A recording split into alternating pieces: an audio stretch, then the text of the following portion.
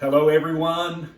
Ed Thompson, Single Purpose Ministries, Greensboro, North Carolina. And we are on the Y Blast right now to talk about a subject today that I find very interesting.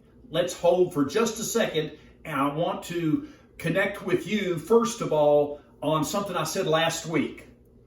I said that my desire and commitment is to love people that I don't like so much. And folks, I never thought there'd be anything more difficult just because I form opinions so quickly. So I'm asking God to slow my mind down and to see these people as He does.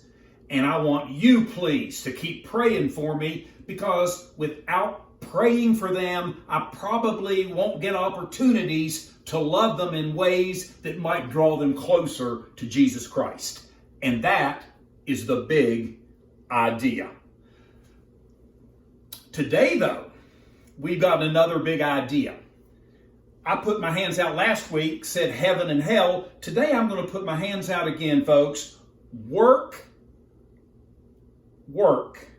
Is your work, by and large, a four-letter word that you just as soon never work another day at? Or is your work a passion that you know you are in the exact place you need to be, and you're making a name for yourself, so to speak, or you feel like life's worth living because of what you do? Let me tell you, it spans the gamut, and I'm going to give you a quick rundown today. This is going to be the big idea for Ed to just connect with you all and share a little bit about my work history. I'm going to go past, I'm going to come to the present, and I'm going to go into the future. So by the end of this, you will understand the connecting, relating, and discipling that's so important to me. And you're going to see them in this next little bit, like right now. Are you ready? I love starting this. It was the summer of '69.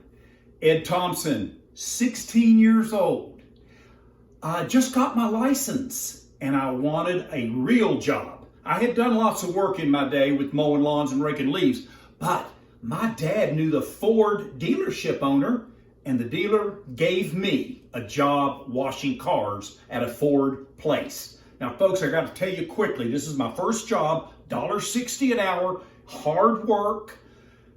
But when a 1968 Mustang rolled into the showroom, yellow and black, they called it a Shelby Mustang, I thought I would never love anything more. So that's all I thought about. I do want to say, and you've heard me say this, my dad bought me a yellow Maverick 1 year later for $19.95. We're talking right under $2,000. It was yellow and black. And that was my career in driving a Maverick. So you can't always get what you want, but as far as this job goes, it set me up to understand why working is important. And you read some of that today in the e-blast. Okay, job one. Then I was going to begin college in '71, and my best friend's mother got us jobs at the telephone company. I was an actual first operator, i.e. male operator, working on the switchboard with so many ladies. And in West Virginia now, me and my buddy were the two first male operators. And so it was a kind of a great new thing, and there wasn't anything wrong with that job. Good money. I worked my way through college with that job, and I met some beautiful ladies, and basically, it was a pleasure to do that work because I had a customer service base that I loved to kill people with kindness. So let's keep moving, because that came to an end. It had to when I graduated. 1975 it was. I hadn't prepared well, and I did get a degree at WVU, and yet that degree wasn't going to take me many places. So another friend says, Ed, my brother just bought a coal mine in the county next door. Would you like to go work in the coal mine? Then he told me it was only 3 feet high. I would be on my hands and knees all the time. And I said, yeah, I think I can do that. And I saved the money up. And I'm going to tell you where I went with that money. But suffice to say, the 10 months I worked in that coal mine kind of made a man out of me, but I knew I never wanted to return there. So with that said, I took the money and I went to Australia and I hitchhiked for almost a year. Then I came back to New Zealand and took a month off there. And then the United States of America, I came across from west to east.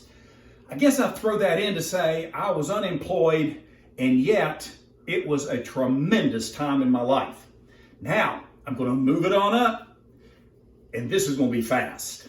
I took a job in the 80s managing a music store. And the music in the 80s, it really was a rocking time. And our little store was a monster, they called it, the Little Monster in Chattanooga, Tennessee. And we sold records, tapes, videos, compact discs, and we did well. But it wore me out. 2 years later, I'm gone. Then I went to work with late 80s with a wonderful group of people. They worked in a workshop and they were mentally challenged. I love those people, and we got along well. Then one day during that time, I looked up and asked God, I need you. And I became born again by grace through faith. You've heard this part before. I just want to put it in there. The next work I got as I prayed through was discipling men, because this boss of mine, so-called, and I worked in Chattanooga helping men hear the gospel, relate to one another, and connect to one another. Hence, these are my 3 legs to the stool. Okay, so I'm moving through the 90s, and I'm already put 13 years into the 2000s, and I've been working single purpose ministry since 2003. Now, let me give you a quick look at what I'm doing. I disciple men. You know that. And I do it daily, and I'm not going to quit it. I just want to be clear. Here is the future look, though. As I wind up today, here's the future. I want to help little children learn to read and then read back to me, develop love for books and love for the gospel. So reading and presenting the gospel is my future. I'm not going to retire. I'm going to work with these kids. And when I do, folks, I think I'll find it passionate. It's not going to be the 4-letter word. And when I am able to work more with Child Evangelism Fellowship, who works in the schools, then I will have more of a mission field. Right now, it's hard to find people when they're not out in the school system. But here we go. I'm just letting you know, back then, today, and tomorrow, I plan on working. Love you all. Take care. See ya.